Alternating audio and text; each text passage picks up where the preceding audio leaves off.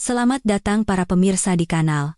Tepat di saat aku melangkah keluar dari gedung pengadilan, mengakhiri 10 tahun pernikahanku, pria yang pernah menjadi suamiku, pria yang kesuksesannya telah kubantu dengan segenap jiwa dan raga melemparkan senyum sinis, dan ucapan berbisa tepat di wajahku. Tanpaku, kau pikir kau bisa apa? Paling-paling kau hanya akan mengais tanah di jalanan untuk bertahan hidup. Ingat itu, suara Baskara Wijoyo, pria yang beberapa menit lalu masih menjadi suamiku, berdengung di telingaku.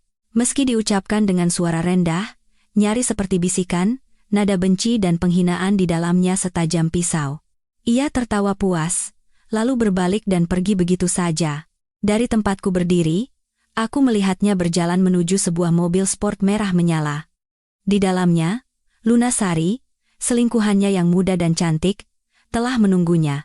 Pintu mobil terbuka dan tertutup, dan dengan deru mesin yang memekakkan telinga, mobil itu melesat pergi, meninggalkan kepulan debu yang seolah menjadi ejekan terakhir untukku. Mobil itu lenyap dari pandangan, bersama dengan 10 tahun pengabdianku. Para pemirsa, 10 tahun. Dalam kehidupan seorang wanita, 10 tahun adalah sepertiga dari hidupnya.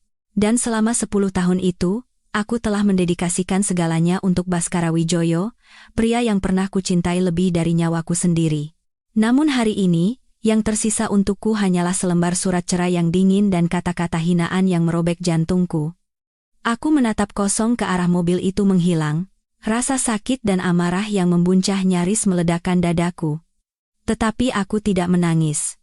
Sebaliknya, aku mendongak, menatap gedung pengadilan yang megah. Mataku berkilat dengan sorot yang dingin dan menakutkan. Baiklah. Baskara. Kau ingin melihat bagaimana aku mengais tanah untuk hidup, bukan? Akan kutunjukkan padamu.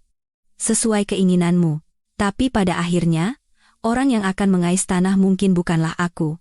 Para pemirsa yang budiman, Anda mungkin bertanya-tanya mengapa aku hanya diam menerima penghinaan seperti itu dari mantan suamiku.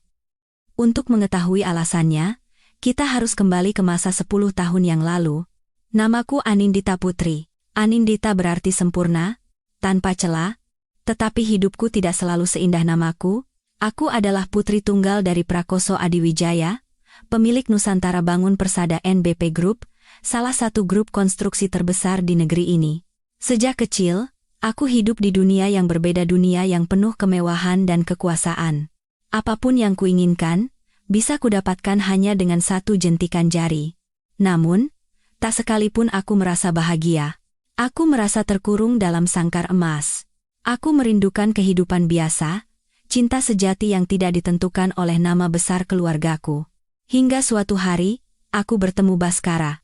Saat itu, ia baru lulus kuliah dan bekerja sebagai insinyur konstruksi junior di sebuah perusahaan kecil yang menjadi subkontraktor grup kami. Aku bertemu dengannya secara kebetulan saat menemani ayah meninjau lokasi proyek. Di bawah terik matahari, dengan kemeja lusuh yang basah oleh keringat, kulitnya yang gelap terbakar matahari dan sorot matanya yang penuh ambisi, aku jatuh cinta pada pandangan pertama. Ia adalah pria yang sederhana, pekerja keras, dan memiliki tekad kuat untuk sukses. Ia mencintaiku dengan tulus dan penuh gairah, tanpa tahu siapa aku sebenarnya. Dan untuk melindungi cinta itu, aku melakukan hal paling gila dalam hidupku. Aku memutuskan untuk meninggalkan segalanya. Aku berbohong kepadanya dan keluarganya, mengatakan bahwa aku adalah seorang yatim piatu yang merantau sendirian ke Jakarta untuk berjuang hidup. Aku meninggalkan rumah mewah keluargaku dan pindah ke sebuah apartemen kecil di pinggiran kota. Aku memulai hidup sebagai orang biasa, hanya dengan tangan kosong, demi bisa bersamanya. Ayah murka. Beliau mencoba segala cara untuk menghentikanku, tetapi pada akhirnya, cinta pada putrinya dan melihat tekad yang kuat di mataku, beliau mengizinkanku pergi dengan satu syarat. Aku harus tetap menjadi pemegang saham rahasia di grup, dan semua ini harus menjadi rahasia mutlak. Pergilah, kata ayah dengan suara pilu. Pergi dan rasakan sendiri betapa kerasnya dunia. Suatu saat, jika kau jatuh dan tak sanggup lagi bertahan, kembalilah. Pintu rumah ini akan selalu terbuka untukmu. Pernikahan kami dilangsungkan dengan sederhana dan hangat, hanya dihadiri oleh beberapa sahabat dekat. Aku percaya, Aku akhirnya menemukan kebahagiaan sejati yang kupilih dengan tanganku sendiri. Selama 10 tahun terakhir, aku mundur selangkah, bekerja sebagai desainer interior biasa dan menjadi pendukung setia suamiku. Tanpa sepengetahuan Baskara, aku menggunakan jaringan ayah dan pengetahuan manajemen yang kupelajari untuk diam-diam membantunya dari belakang, memberinya saran dan membuka jalan untuknya. Dari seorang insinyur biasa, ia kini telah menjadi direktur utama di sebuah perusahaan konstruksi yang sedang naik daun. Ia memiliki rumah dan mobil mewah, dan mendapatkan status sosial.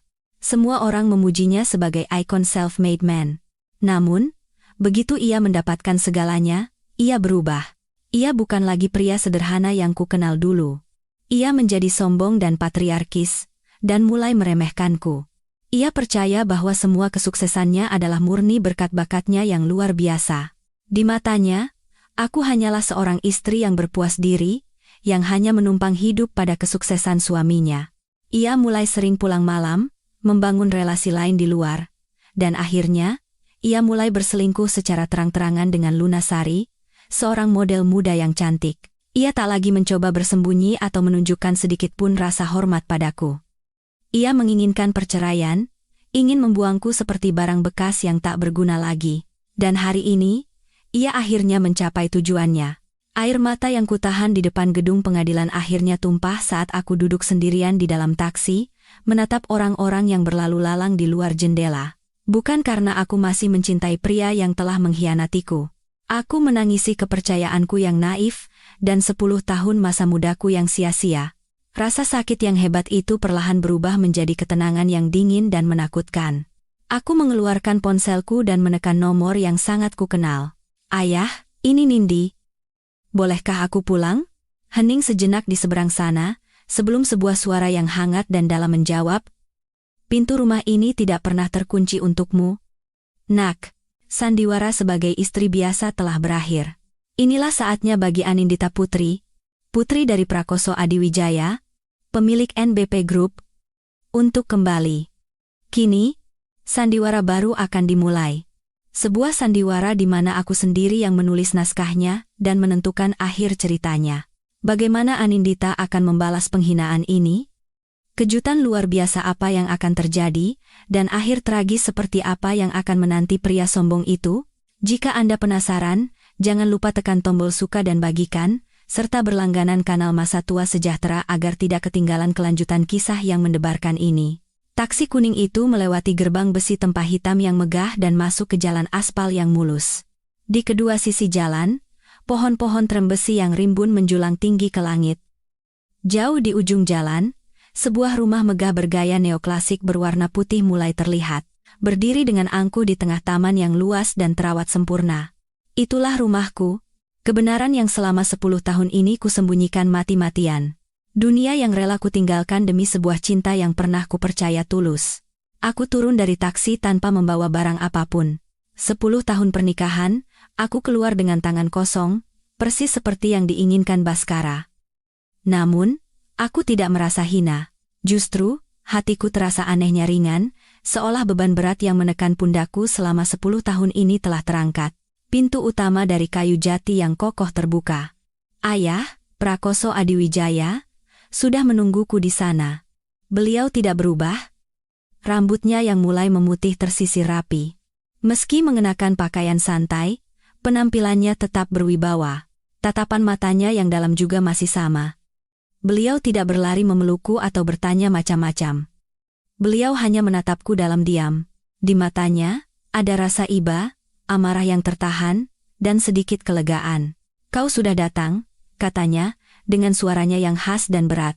Masuklah. Aku melangkah melewati ambang pintu, kembali ke dalam kemegahan rumah yang tak kuinjak selama 10 tahun, semuanya masih sama. Lantai marmer yang berkilauan seperti cermin, lampu kristal raksasa yang menggantung di aula utama, lukisan-lukisan mahal di dinding. Namun, udara di dalam rumah terasa dingin dan hampa. Ibu sudah lama meninggal, dan di rumah sebesar ini hanya ada ayah dan beberapa asisten rumah tangga. Mungkin, ayah juga kesepian selama 10 tahun ini. Naik dan istirahatlah, kata ayah. Pak Budi sudah merapikan kamarmu. Semuanya masih sama seperti dulu. Aku menaiki tangga spiral dalam diam. Kamarku ada di lantai 2. Pintu putihnya sedikit terbuka. Saat aku melangkah masuk, gelombang keakraban yang menyesakkan dada menyergapku. Tempat tidur bergaya putri dengan sentuhan warna merah muda yang kusukai sejak remaja, meja belajar putih di dekat jendela, rak buku yang penuh dengan novel-novel romantis. Seperti kata ayah, semuanya masih sama, seolah menunggu tuannya kembali dari perjalanan panjang. Bagiku, 10 tahun adalah segalanya. Penuh dengan suka duka pernikahan dan rasa sakit karena pengkhianatan.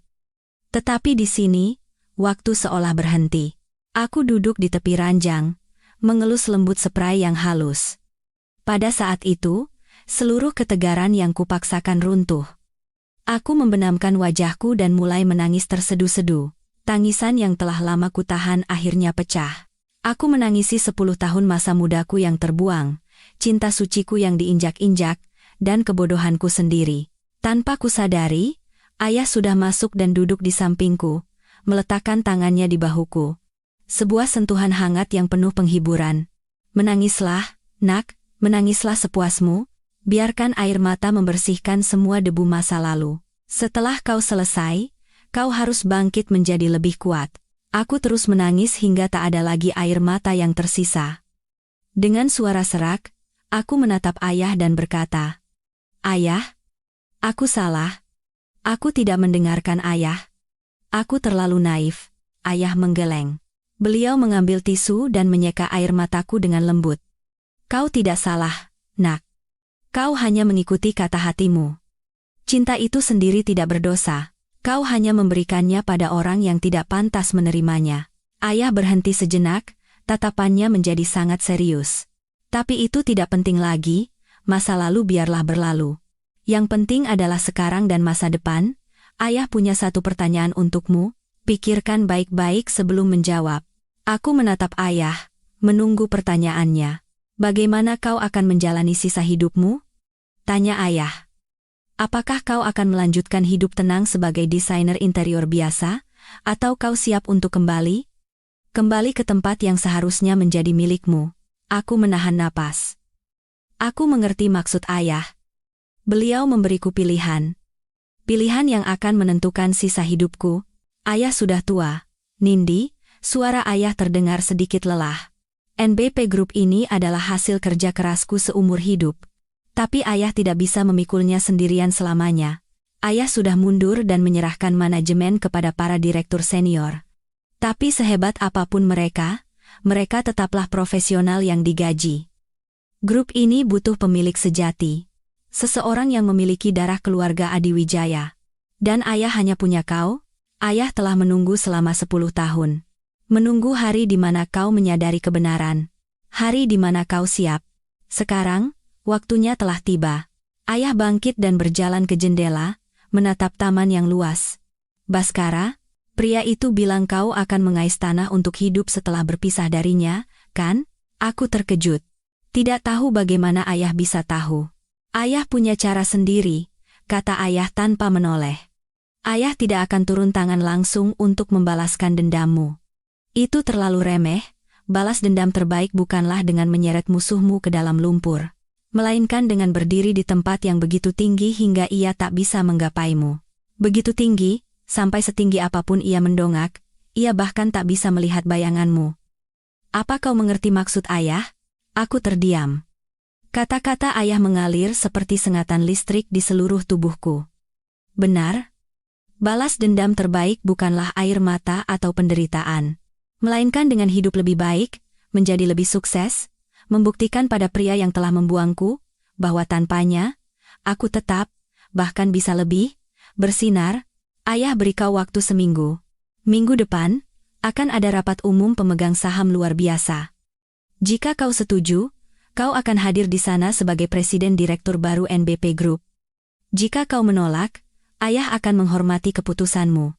Kita jual semua saham, lalu kita berdua pergi ke tempat yang tenang untuk menikmati masa tua. Pilihan ada di tanganmu, nak." Ayah meninggalkan kata-kata itu dan keluar dari kamar. Aku termenung sendirian, tenggelam dalam pikiranku. Melanjutkan bisnis keluarga, menjadi seorang presiden direktur, rasanya begitu besar dan jauh bagiku saat ini. Apakah aku bisa? Apakah aku, yang baru saja hancur karena perceraian, punya kekuatan untuk memimpin sebuah grup raksasa? Tetapi kemudian, kata-kata hinaan Baskara kembali terngiang di telingaku, kau hanya akan mengais tanah di jalanan untuk bertahan hidup. Tidak.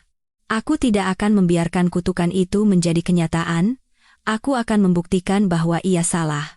Sangat, sangat salah. Seminggu berlalu dalam sekejap mata.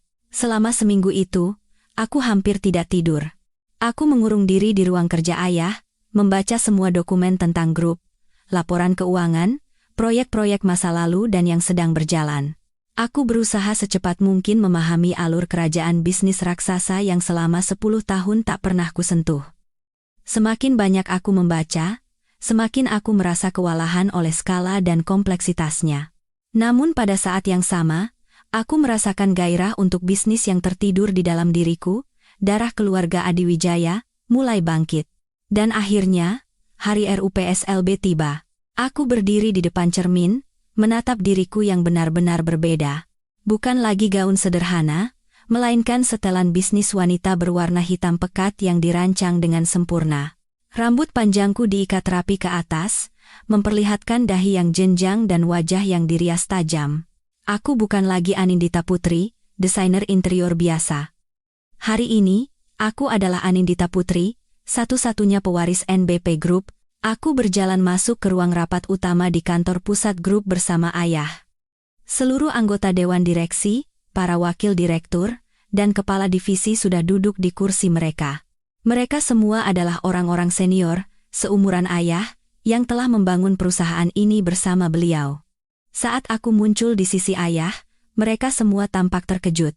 Mereka tahu aku adalah putri Pak Prakoso, tetapi selama 10 tahun terakhir, aku hampir tidak pernah muncul di acara resmi. Ayah berjalan ke kursi utama, dan membuka suara dengan nada berwibawa.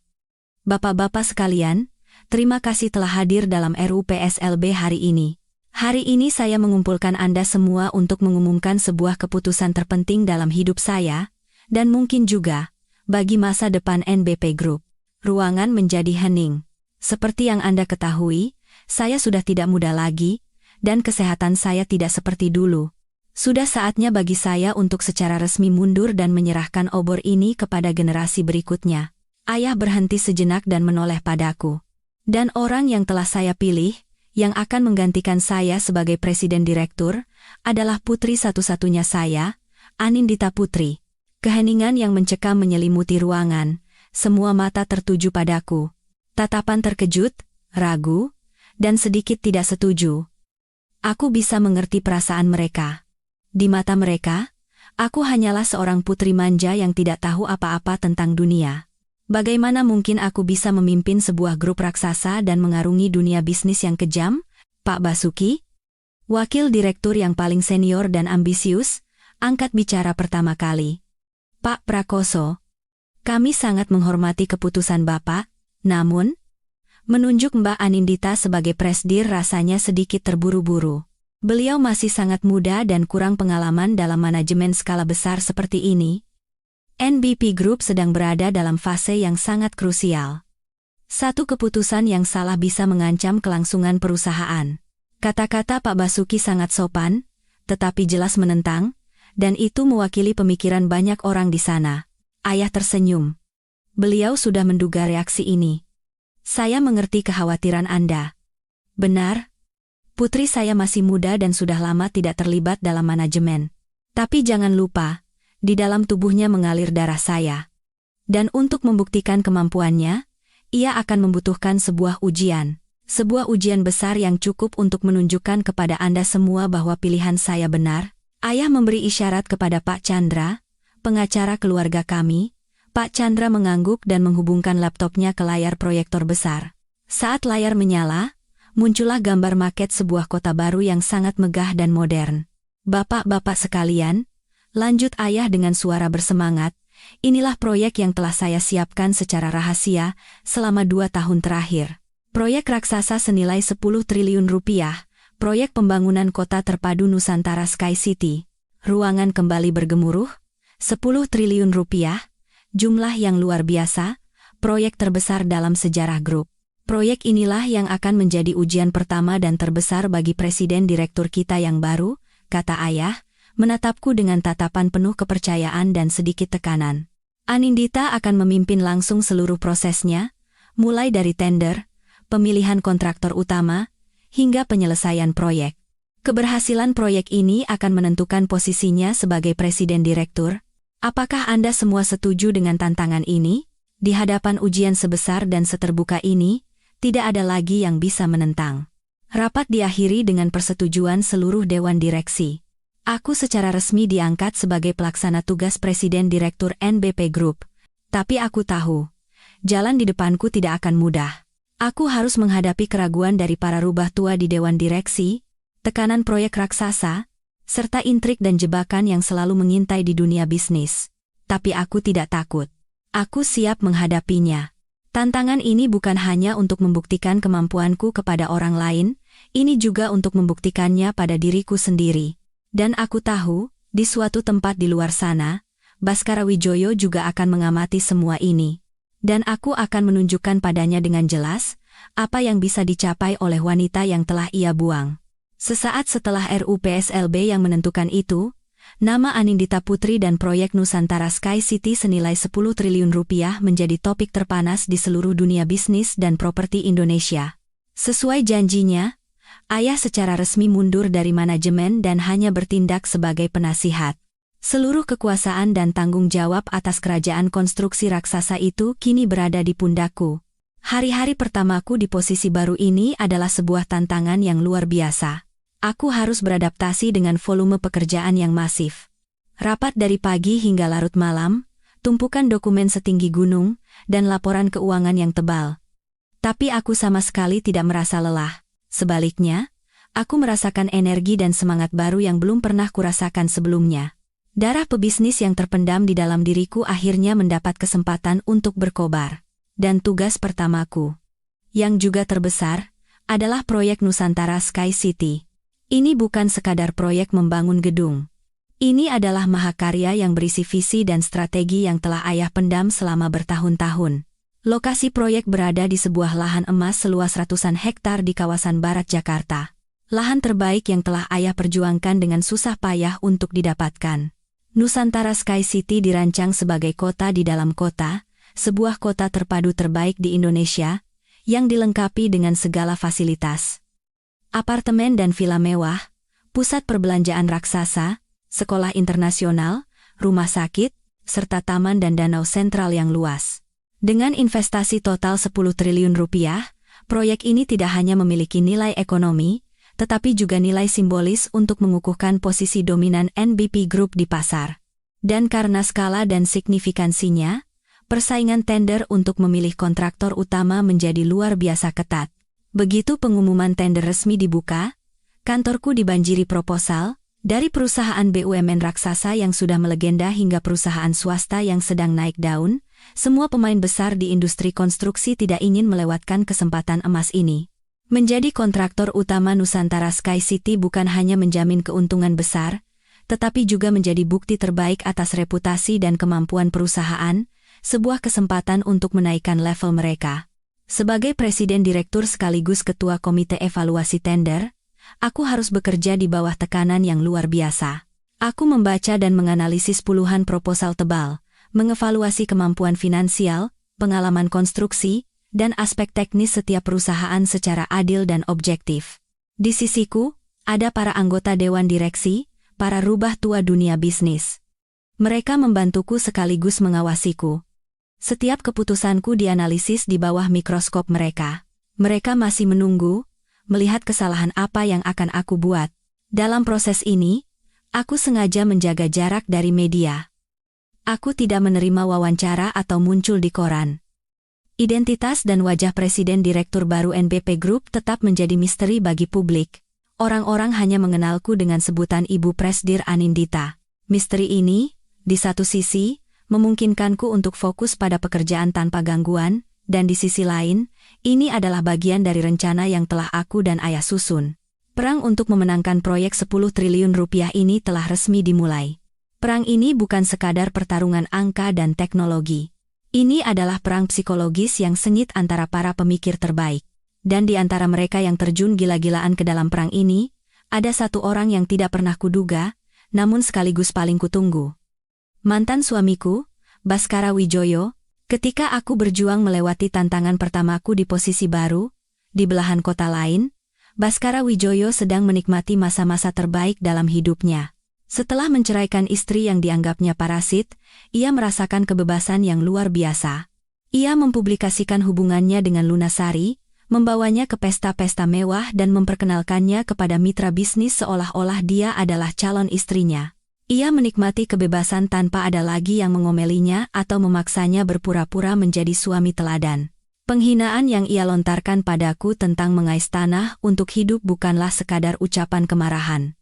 Itu berasal dari keyakinan buta dan arogansi bahwa semua yang ia capai hari ini adalah murni berkat kemampuannya sendiri. Ia telah benar-benar lupa, atau sengaja melupakan, semua bantuan diam-diamku, fakta bahwa aku secara halus memperkenalkannya pada jaringan ayah. Ia tulus percaya bahwa dirinya adalah seorang pebisnis jenius, seekor naga yang siap terbang ke angkasa setelah melepaskan belenggunya. Dan kemudian, berita tentang proyek 10 triliun rupiah Nusantara Sky City dari NBP Group diumumkan. Bagi perusahaan konstruksi lain, itu adalah sebuah kesempatan. Tapi bagi Baskara, itu lebih dari sekadar kesempatan. Itu adalah takdir.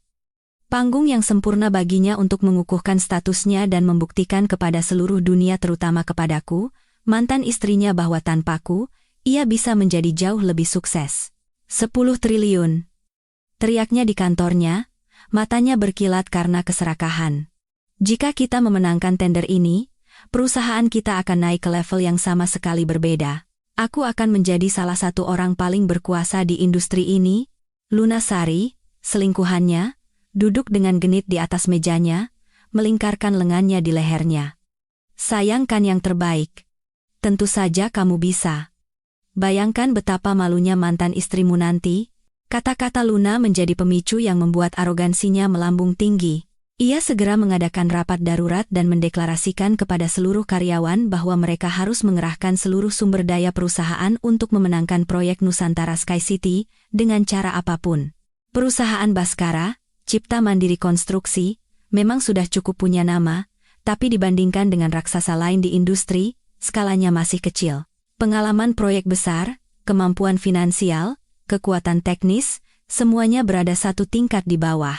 Seorang pebisnis yang rasional akan tahu bahwa bersaing langsung dalam tender sebesar ini adalah tindakan bunuh diri. Tapi Baskara sudah kehilangan akal sehatnya.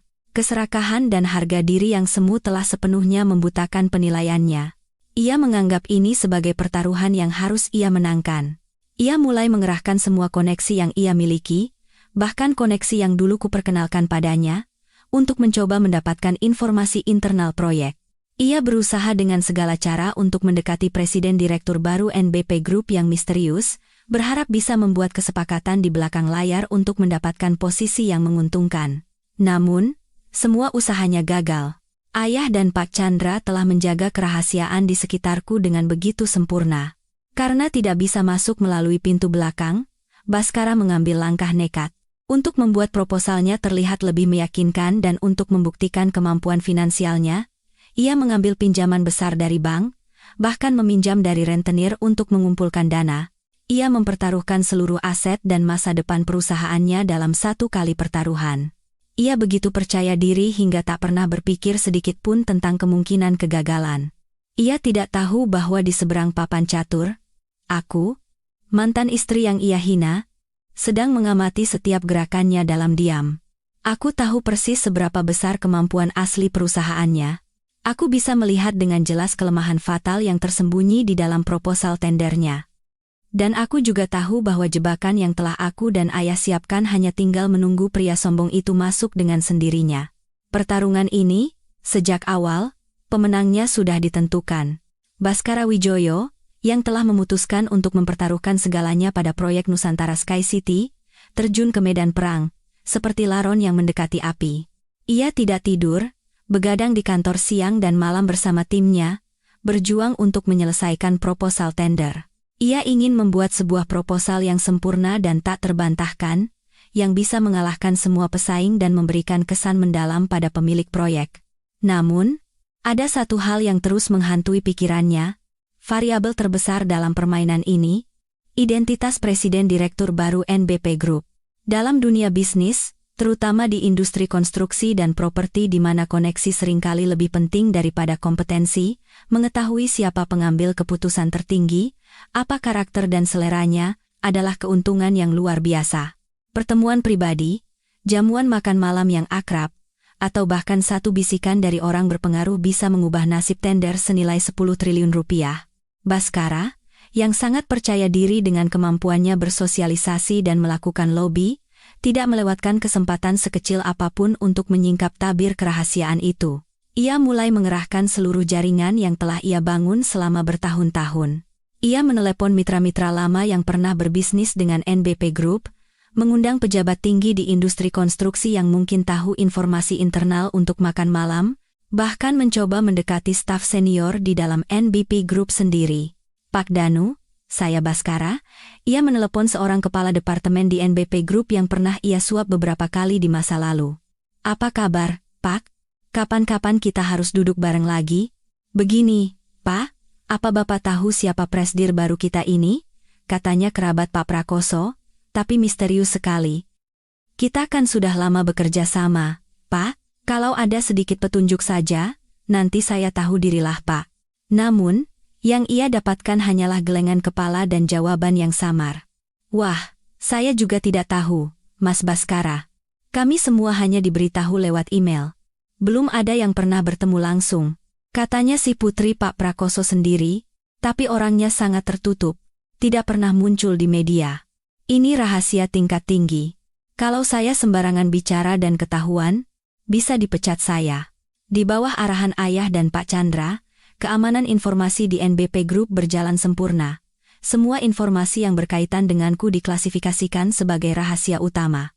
Dari jajaran direksi hingga karyawan tingkat bawah, semua menandatangani perjanjian kerahasiaan dengan klausul denda yang sangat besar. Kebocoran informasi sekecil apapun akan langsung ditindak dengan hukuman berat. Ayah tahu bahwa untuk memastikan aku bisa bekerja dengan tenang dan rencana kami berjalan lancar, menjaga kerahasiaan identitasku di tahap awal sangatlah penting. Semakin dalam Baskara mencoba mencari tahu, semakin ia tersesat dalam labirin. Satu-satunya yang ia temukan hanyalah sebuah nama yang tertera di semua dokumen resmi. Anindita Putri. Tapi siapa Anindita Putri? Laki-laki atau perempuan? Berapa usianya? Seperti apa penampilannya? Tidak ada yang tahu. Misteri ini membuatnya semakin cemas dan gelisah. Ia merasa seperti sedang bertarung melawan hantu, seorang penguasa tak kasat mata. Sementara itu, di ruang rapat komite evaluasi tender NBP Group, aku, sang hantu itu sendiri, sedang menganalisis proposal dari setiap perusahaan satu persatu bersama anggota komite lainnya. Ketika proposal dari perusahaan Baskara, Cipta Mandiri Konstruksi, muncul di layar, jantungku berdebar sedikit lebih cepat. Melihat nama perusahaan yang dulu kuanggap milikku, melihat tanda tangan yang kukenal dari pria yang pernah menjadi suamiku, secercah rasa pahit melintas. Tapi perasaan itu segera tergantikan oleh penilaian yang dingin dan tenang dari seorang pebisnis. Sejujurnya, proposal Baskara ditulis dengan sangat baik dan profesional. Ia menyajikan rencana konstruksi yang ambisius, rencana keuangan yang di permukaan terlihat sangat solid, dan harga yang sangat kompetitif. Jika dilihat dari luar, itu adalah proposal yang sangat meyakinkan. Namun aku, yang pernah berada di belakangnya dan tahu betul kemampuan asli perusahaannya, langsung menemukan kelemahan-kelemahan fatal. Rencana konstruksinya terlalu ambisius, jauh melampaui kapasitas nyata para teknisi dan pekerjanya. Rencana keuangannya, meskipun terlihat solid, sebagian besar bergantung pada pinjaman. Dalam proyek jangka panjang dengan banyak variabel seperti ini, itu adalah pertaruhan yang sangat berbahaya. Dan harga yang kompetitif itu, sebenarnya adalah harga yang tidak realistis, yang diajukan dengan menekan margin keuntungan seminimal mungkin, bahkan siap merugi di awal, demi memenangkan tender. Itu bukan strategi seorang kontraktor profesional, melainkan strategi seorang penjudi yang mempertaruhkan segalanya. Proposal dari Cipta Mandiri Konstruksi ini, kataku dengan suara tenang di dalam rapat, di permukaan terlihat sangat mengesankan. Namun, saya melihat beberapa faktor risiko yang sangat besar dari sisi kemampuan eksekusi dan keuangan. Saya minta tim evaluator untuk meninjau kembali bagian ini dengan sangat cermat. Satu kalimat dariku menabur benih keraguan di dalam komite. Proses tender menjadi semakin tegang dan tak terduga. Tabir kerahasiaan masih menyelimuti, dan pria sombong itu, tanpa sadar bahwa dalang dari semua ini adalah orang yang paling ia remehkan, telah melemparkan seluruh hidupnya ke dalam sebuah pertaruhan. Setelah hampir sebulan proses evaluasi dokumen, presentasi, dan pembelaan proposal yang menegangkan, akhirnya tiba hari penentuan. Hari di mana hasil tender proyek Nusantara Sky City diumumkan. Seluruh industri konstruksi dan properti menahan napas. Siapa yang akan menjadi pemenang? Siapa yang akan ditunjuk sebagai pahlawan yang akan mengeksekusi proyek abad ini? Di kantornya, Baskara berjalan mondar-mandir seperti harimau di dalam kandang.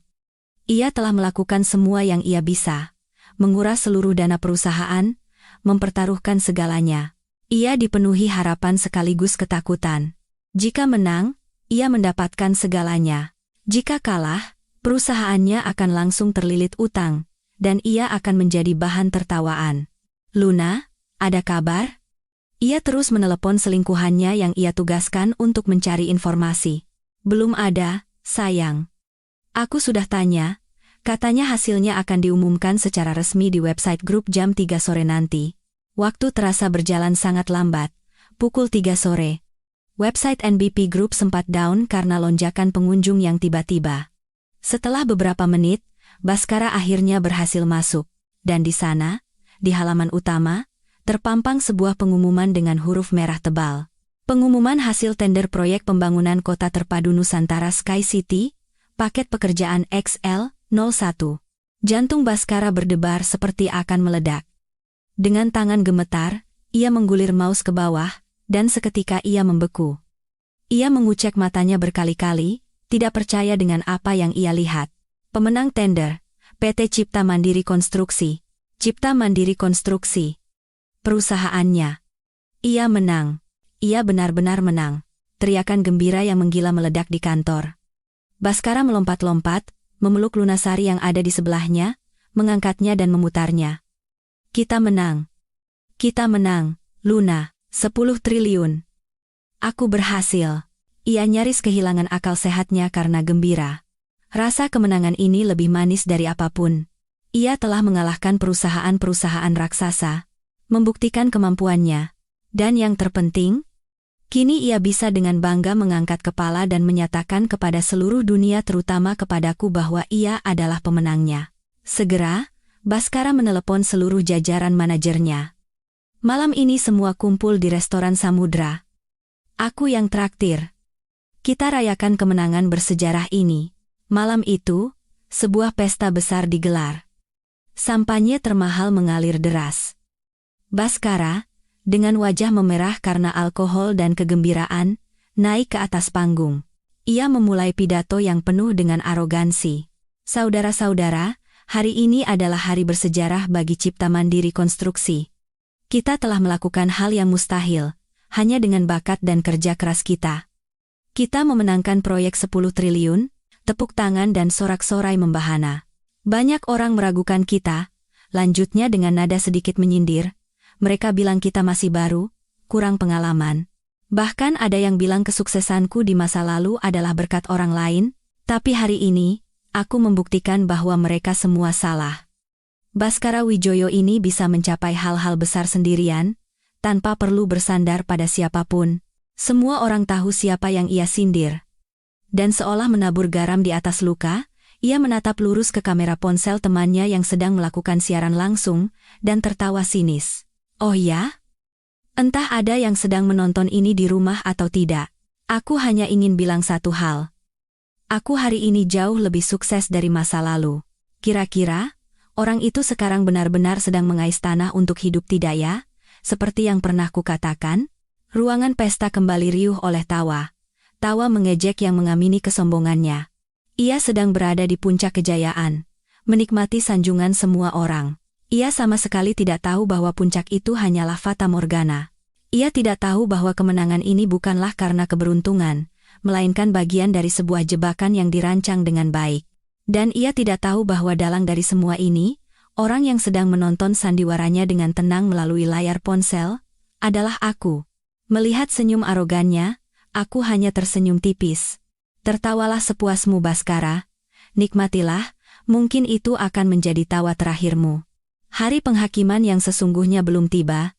Setelah pesta perayaan yang gegap gempita itu, Baskara menjalani hari-harinya seolah berjalan di atas awan. Namanya dan Cipta Mandiri Konstruksi seketika menjadi kata kunci terpanas di semua media bisnis. Para mitra dan pemasok yang dulu menanggapinya dengan dingin, kini berlomba-lomba datang ke kantornya untuk mengucapkan selamat dan mencari peluang kerjasama. Teleponnya berdering tanpa henti.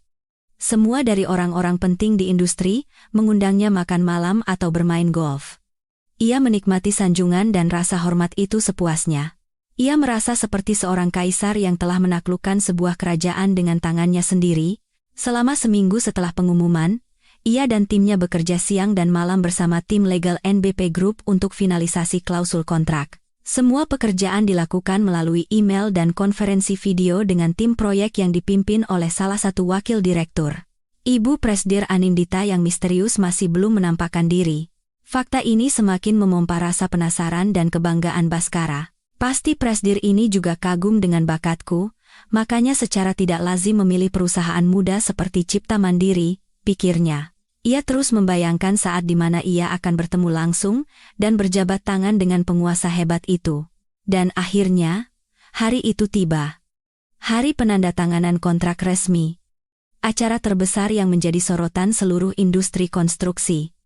Acara digelar di ruang rapat termegah dan paling mewah di kantor pusat NBP Group. Pagi itu, Baskara bangun sangat pagi. Ia menghabiskan waktu berjam-jam untuk berdandan.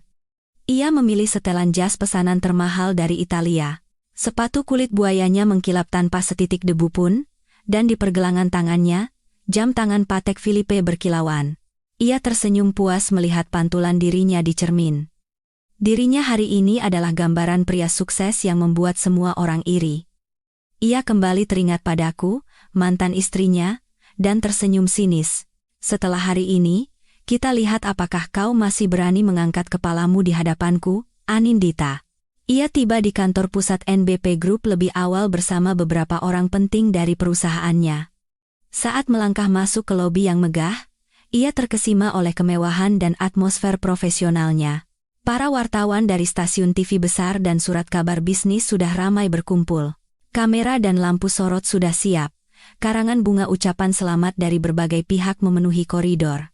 Baskara, sebagai bintang acara, langsung dikerumuni wartawan, kilatan lampu kamera tak henti-hentinya menyala, dan pertanyaan-pertanyaan menghujaninya. Pak Baskara, bagaimana perasaan Anda berhasil memenangkan proyek ini mengalahkan para pesaing raksasa?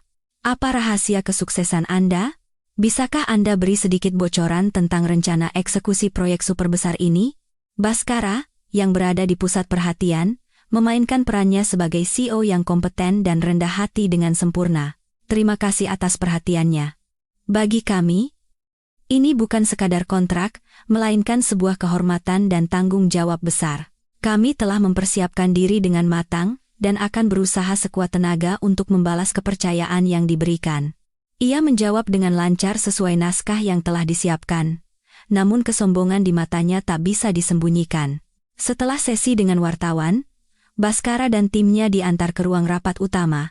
Ruangan itu sangat mewah, dengan meja kayu panjang, kursi kulit mahal, dan layar raksasa. Para direktur NBP Group yang pernah Baskara temui saat proses pembelaan proposal sudah duduk di kursi mereka. Mereka mengangguk padanya, sebuah sapaan formal, namun terasa agak dingin. Pak Chandra, pengacara perusahaan yang bertindak sebagai pembawa acara, bangkit dan berbicara. Bapak-bapak sekalian, selamat datang di acara penandatanganan kontrak proyek pembangunan kota terpadu Nusantara Sky City, paket XL, 01. Sesaat lagi, akan dilangsungkan penandatanganan antara pihak pemilik proyek, NBP Group, dengan pihak pemenang tender, PT Cipta Mandiri Konstruksi. Tepuk tangan terdengar, dan Baskara duduk dengan punggung tegak. Berusaha menjaga ketenangannya, meskipun di dalam hatinya jantungnya berdebar kencang. Ia melirik ke kursi utama di ujung meja, kursi itu masih kosong. Sang presdir misterius belum datang. Dan sekarang, lanjut Pak Chandra, marilah kita sambut Presiden Direktur baru NBP Group yang akan menandatangani langsung naskah bersejarah ini. Saya perkenalkan, Ibu Anindita Putri. Ruangan kembali bergemuruh oleh tepuk tangan, dan semua mata tertuju pada pintu kayu besar di ujung ruangan, pintu yang terhubung langsung ke ruang kerja presdir. Baskara pun menahan napas, merasakan jantungnya berdebar-debar. Saat yang paling ia tunggu, saat di mana ia akan bertemu langsung dengan sang penguasa misterius, akhirnya tiba. Pintu kayu yang berat itu perlahan terbuka. Tapi tidak ada yang keluar. Sebaliknya, orang-orang hanya bisa melihat siluet seseorang yang sudah duduk di kursi utama, membelakangi ruangan, menatap keluar jendela besar yang memperlihatkan pemandangan kota. Siluet seorang wanita. Terlihat ramping, namun memancarkan karisma yang kuat. Ruangan menjadi hening. Semua orang menahan napas. Dan kemudian, kursi kulit hitam itu perlahan, dengan sangat elegan, berputar. Wajah sang presiden direktur perlahan terungkap. Sebuah wajah yang sangat familiar hingga mengejutkan. Sebuah wajah yang tidak akan pernah bisa dilupakan oleh Baskara Wijoyo, bahkan jika ia mati dan hidup kembali. Wajahku. Anindita Putri. Saat kursi presiden direktur itu berputar, waktu di dalam ruangan seolah berhenti. Semua suara, semua bisikan, semua napas seakan tersedot ke dalam ruang hampa. Cahaya yang masuk dari jendela besar menciptakan aura surreal di sekitar wanita yang duduk di kursi itu, membuat wajahnya terlihat semakin dingin dan berwibawa. Dan wajah itu adalah wajahku. Anindita Putri. Di seberang meja, Baskara Wijoyo benar-benar membeku, senyum puas yang tadi menghiasi bibirnya mengeras, lalu hancur berkeping-keping. Matanya membelalak tak percaya, menatapku seolah melihat hantu yang bangkit dari neraka. Wajahnya, dalam sekejap mata, berubah dari merah padam karena kegembiraan menjadi pucat pasi seperti kertas, lalu membiru. Pulpen mahal yang ia pegang jatuh ke lantai, menimbulkan suara tak yang terdengar sangat tajam di tengah keheningan. Tidak mungkin. Ia hanya bisa tergagap, suaranya pecah. Kakao. Bagaimana bisa kau? Aku tidak menjawab. Aku hanya duduk di kursi kebesaran ayah, menatapnya dalam diam. Tatapan mataku bukan lagi tatapan seorang istri yang terbuang. Tidak ada rasa sakit, tidak ada dendam. Itu adalah tatapan seorang pimpinan kepada mitra bisnisnya. Dingin, asing, dan bahkan ada sedikit rasa kasihan. Aku menatapnya sebagai seorang pecundang, makhluk yang menyedihkan, persis seperti cara ia pernah menatapku. Ruangan akhirnya dipenuhi oleh bisikan-bisikan kaget. Para anggota dewan direksi, yang sudah tahu segalanya, tidak bisa menyembunyikan kegembiraan mereka menyaksikan drama yang menarik ini secara langsung. Para wartawan seperti hiu yang mencium bau darah. Kilatan lampu kamera menyala tanpa henti, menghujani wajah Baskara yang pucat pasi. Mereka mendapatkan berita utama terbaik tahun ini. Mantan istri yang dibuang dan dihina untuk mengais tanah ternyata adalah seorang presiden direktur yang mengendalikan proyek 10 triliun rupiah, dan memegang nasib perusahaan mantan suaminya di tangannya. Ibu Presdir, Pak Chandra, satu-satunya yang tetap tenang, memecah keheningan. Semua sudah hadir. Apakah acara penandatanganan bisa kita mulai? Kata-kata Pak Chandra bagaikan siraman air es yang menyadarkan Baskara dari halusinasinya. Ia berdiri dengan gemetar, terhuyung-huyung. Ia menatapku, lalu menatap kerumunan orang di ruangan itu. Di tengah tatapan yang menghujaninya, rasa malu, bingung, dan amarah yang luar biasa membuncah. Ia menyadari segalanya. Ia telah ditipu. Ia telah masuk dengan sukarela ke dalam sebuah jebakan yang dirancang dengan begitu sempurna. Ini lelucon, kan? Teriaknya dengan suara serak. Kau yang merencanakan semua ini. Untuk menjebakku. Aku masih duduk dengan tenang, tanpa mengubah ekspresi sedikit pun. Aku hanya mengangkat sebelah alisku. Pak Baskara? Apa yang Anda bicarakan? Hari ini adalah acara penandatanganan kontrak yang penting. Saya harap Anda bisa bersikap lebih profesional. Jika Anda merasa tidak enak badan, kita bisa menunda acara ini. Kata-kataku, meskipun lembut, adalah sebuah tamparan keras baginya. Aku sedang mengingatkannya tentang posisi kami berdua. Saat ini, aku adalah presiden direktur pemilik proyek, pemegang semua keputusan, dan ia hanyalah direktur perusahaan kontraktor yang harus memohon untuk mendapatkan kontrak. Baskara menggeretakkan giginya. Kedua tangannya terkepal begitu erat hingga urat-uratnya menonjol. Ia ingin berteriak, membalikkan meja ini, membongkar segalanya.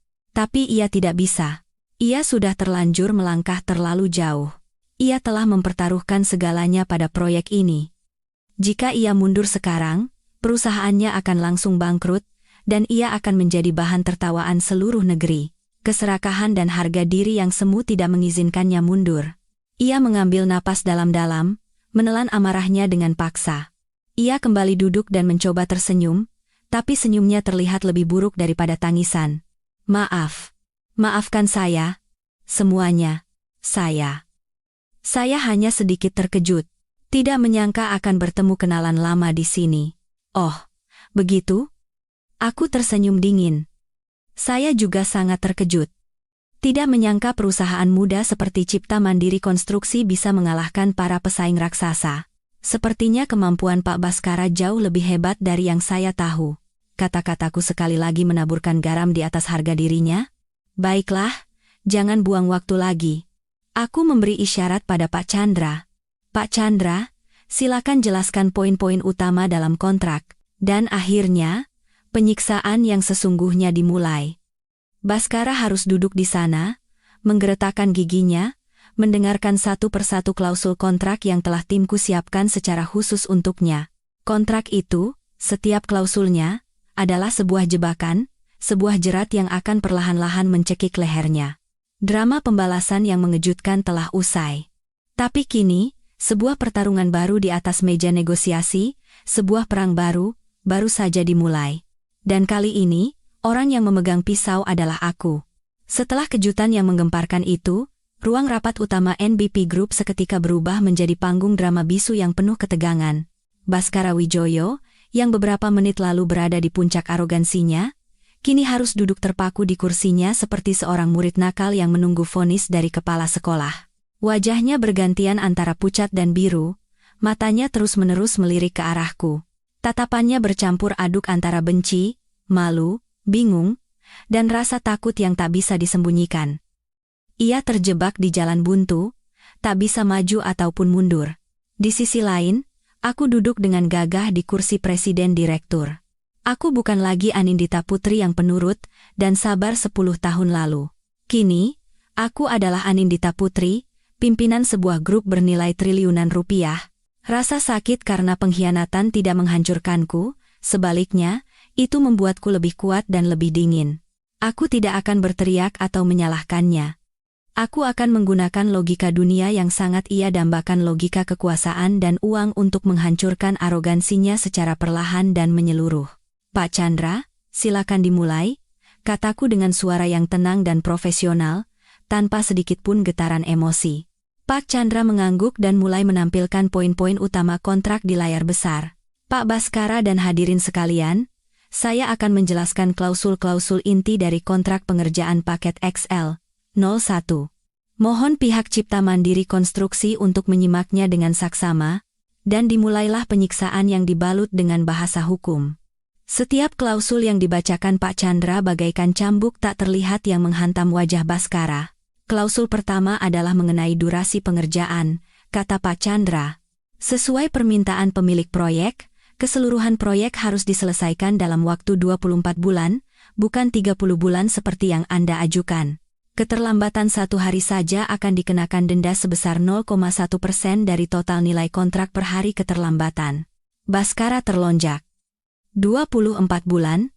Tapi di dokumen tender, ia mencoba memprotes, tapi Pak Chandra memotongnya.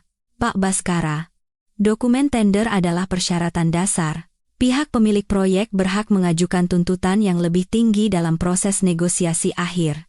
Dan hak Anda adalah untuk menerima atau menolaknya. Kami tahu, memotong durasi proyek sebesar ini selama 6 bulan adalah tantangan luar biasa. Anda akan butuh sistem operasi super efisien, sumber daya manusia yang melimpah, dan mungkin harus bekerja 24 jam non-stop. Apakah Cipta Mandiri Konstruksi sanggup? Tanya Pak Chandra dengan nada seolah-olah prihatin. Baskara kehilangan kata-kata. Ia tahu, dengan kapasitas perusahaannya, menyelesaikan proyek dalam 30 bulan saja sudah merupakan sebuah keajaiban. Memotongnya menjadi 24 bulan sama saja dengan bunuh diri, tapi jika ia berkata tidak sekarang, itu sama saja dengan mengakui ketidakmampuannya dan mengingkari semua bualannya selama ini. Ia hanya bisa menggeretakkan gigi dan mengangguk dengan getir. Kami akan berusaha semaksimal mungkin. Bagus, sahutku. Untuk pertama kalinya sejak acara dimulai, saya suka bekerja dengan mitra yang punya tekad kuat. Pujianku saat itu terdengar lebih menyakitkan daripada makian manapun. Pak Chandra melanjutkan. Klausul kedua, mengenai kualitas material, seluruh material konstruksi utama, mulai dari besi beton, semen, hingga keramik dan sanitasi, wajib menggunakan produk merek premium dari Jerman dan Italia, sesuai daftar yang telah ditentukan oleh pemilik proyek. Perubahan sekecil apapun harus mendapat persetujuan tertulis dari Presiden Direktur. Satu pukulan lagi. Untuk menekan harga saat tender, Baskara telah menghitung sebagian besar material menggunakan produk lokal, hanya beberapa material finishing mewah yang diimpor. Mengganti semua material menjadi produk Eropa akan membuat biaya proyek membengkak secara astronomis, menggerogoti semua potensi keuntungan, bahkan bisa menyebabkan kerugian besar. Tapi Bu Presdir, Baskara tak bisa lagi diam. Dengan begini, biaya akan naik terlalu tinggi. Seluruh rencana keuangan kami akan hancur. Oh, begitu? Aku mengangkat alisku. Saya pikir perusahaan sebesar dan terpercaya seperti Cipta Mandiri Konstruksi tentu menempatkan kualitas sebagai prioritas utama. Anda tidak berencana membangun sebuah kota senilai 10 triliun dengan material murahan? Kan? Pak Baskara? NBP Group tidak kekurangan uang, yang kami inginkan adalah sebuah mahakarya, sebuah simbol kualitas. Jika kemampuan finansial perusahaan Anda tidak sanggup, mungkin kami harus meninjau kembali status kemenangan Anda. Kata-kataku lembut namun mengancam. Aku mendorongnya ke sudut di mana ia tidak bisa mundur, menerimanya dengan gigi terkatup, atau kehilangan segalanya dalam kehinaan. Baskara menatapku dengan mata yang menyala-nyala karena amarah. Ia tahu aku sengaja mempersulitnya, tapi ia tidak bisa berbuat apa-apa. Sekali lagi, ia harus mengangguk dengan getir. Pertarungan di puncak kekuasaan terus berlanjut. Puluhan klausul kejam lainnya diajukan. Klausul jaminan pelaksanaan menuntut angka yang luar biasa tinggi. Klausul keselamatan kerja menetapkan standar internasional yang ketat dengan denda yang berat. Klausul pengawasan memberikan hak kepada pemilik proyek untuk menempatkan tim audit independen di lokasi 24 jam sehari, dengan wewenang menghentikan pekerjaan kapan saja jika ditemukan pelanggaran. Setiap klausul adalah jerat yang telah aku dan timku perhitungkan dengan cermat untuk mencekik Cipta Mandiri Konstruksi secara perlahan. Baskara duduk di sana, keringat dingin membasahi keningnya, kemejanya basah kuyup. Pria yang tadinya sombong itu kini seperti binatang yang terpojok, tak berdaya menyaksikan dinding di sekelilingnya perlahan-lahan merapat. Pertarungan ini sejak awal sudah tidak seimbang. Ia tidak hanya melawanku, tetapi melawan sebuah kerajaan bisnis raksasa, sebuah sistem besar yang berada di genggamanku. Setelah hampir 2 jam disiksa dengan klausul-klausul kontrak yang kejam, acara akhirnya tiba pada momen puncaknya.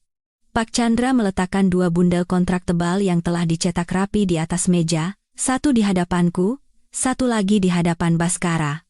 Ibu Presdir Anindita dan Bapak Baskara, silakan ditandatangani. Baskara menatap kontrak di hadapannya, lalu mengangkat kepalanya menatapku. Di matanya, tak ada lagi kesombongan atau kebencian. Yang ada hanya kebingungan dan sedikit permohonan, seolah-olah ia memohon padaku dengan matanya untuk berhenti. Tapi aku hanya menatapnya balik dengan dingin, tanpa emosi. Ia ragu. Pulpen di tangannya bergetar. Ia tahu.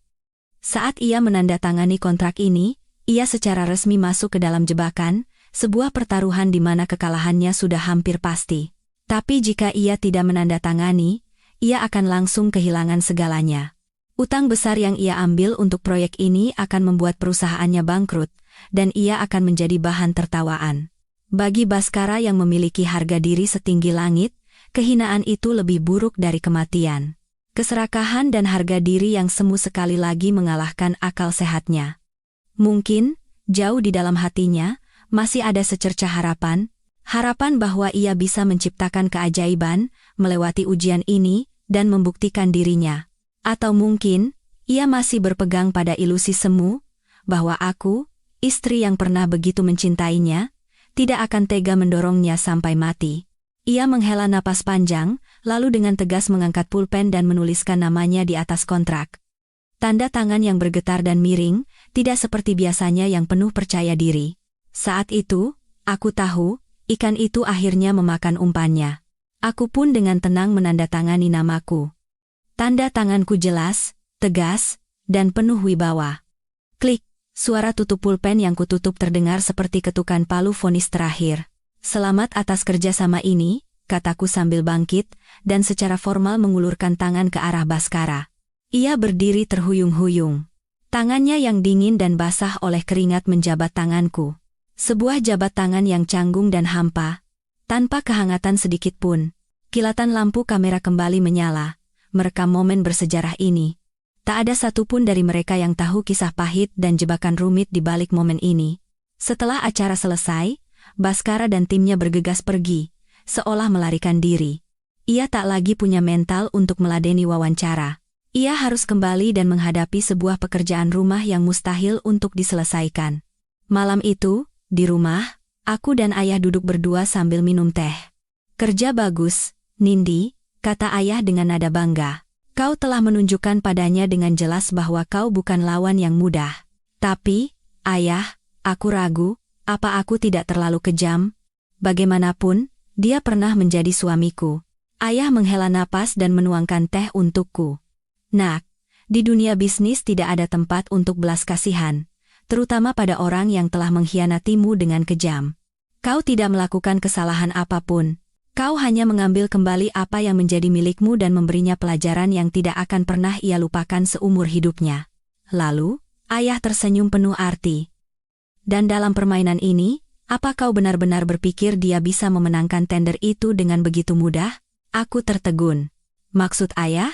Pernahkah kau berpikir, tanya ayah, di antara puluhan pesaing raksasa, perusahaan-perusahaan yang jauh lebih besar dari miliknya? Bagaimana bisa dia yang akhirnya terpilih? Itu bukan keberuntungan, nah. Itu adalah desain. Dan ayah menceritakan semuanya. Keberhasilan Baskara memenangkan tender sepenuhnya berada dalam rencana aku dan ayah. Selama proses evaluasi, kami sengaja menutup mata terhadap kelemahan-kelemahan dalam proposal Baskara.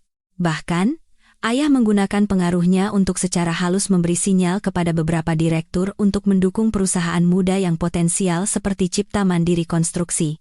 Kenapa? Kenapa ayah melakukan itu? Aku tidak mengerti. Jika perusahaan lain yang menang, kau hanya akan mendapatkan mitra bisnis biasa. Jelas ayah. Tapi jika Baskara yang menang, kau mendapatkan musuh, debitur, dan murid yang perlu diberi pelajaran, semuanya dalam satu paket. Ayah ingin dia menang, karena hanya dengan berdiri di puncak kesombongan, rasa sakit saat jatuh akan terasa lebih hebat. Ayah ingin dia menandatangani kontrak itu dengan tangannya sendiri, masuk ke dalam jebakan yang kita pasang dengan kakinya sendiri. Kontrak itu bukan hadiah. Nak, itu adalah buah beracun yang dilapisi gula manis. Itu akan perlahan-lahan menyedot darah dan dana perusahaannya, hingga akhirnya hancur total. Aku duduk terpaku, kehilangan kata-kata. Aku tidak pernah membayangkan bahwa ayahku, yang ku kenal penuh kasih, bisa merencanakan sebuah strategi yang begitu dalam dan menakutkan. Dunia bisnis benar-benar medan perang. Tidak perlu merasa bersalah, kata ayah seolah membaca pikiranku. Ingat apa yang telah ia lakukan padamu, ini adalah harga yang harus ia bayar. Mulai sekarang, fokus saja pada pengelolaan proyek, dan lihat saja bagaimana ikan yang telah memakan umpan itu meronta-ronta. Aku menatap keluar jendela. Langit mulai gelap dan badai sepertinya akan datang. Aku tahu, hari-hari di depan akan menjadi perang yang sesungguhnya, sebuah perang di mana kemenangan sudah berada di tanganku. Setelah penandatanganan kontrak yang menentukan itu, Baskara kembali ke kantornya bukan dengan perasaan seorang pemenang, melainkan seperti pecundang yang baru saja menandatangani perjanjian dengan iblis.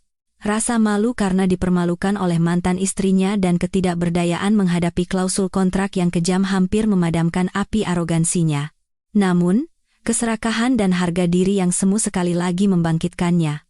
Tidak apa-apa, ia meyakinkan dirinya dan orang-orang kepercayaannya. Syarat kontraknya memang berat, tapi itu bukti betapa hebatnya proyek ini. Begitu kita berhasil menyelesaikannya, nama Cipta Mandiri Konstruksi akan bergema di seluruh negeri. Keuntungan mungkin berkurang, tapi presties yang kita dapatkan tidak ternilai harganya. Ia mencoba membangkitkan semangat rekan-rekannya dan dirinya sendiri dengan melukiskan masa depan yang indah. Ia terjun ke dalam pekerjaan seperti laron yang mendekati api, bertekad untuk berhasil, sekeras apapun aku mempersulitnya. Namun, para pemirsa, kenyataan selalu lebih kejam dari fantasi. Racun berlapis gula yang telah aku dan ayah siapkan untuknya mulai menunjukkan rasa pahit pertamanya begitu proyek dimulai.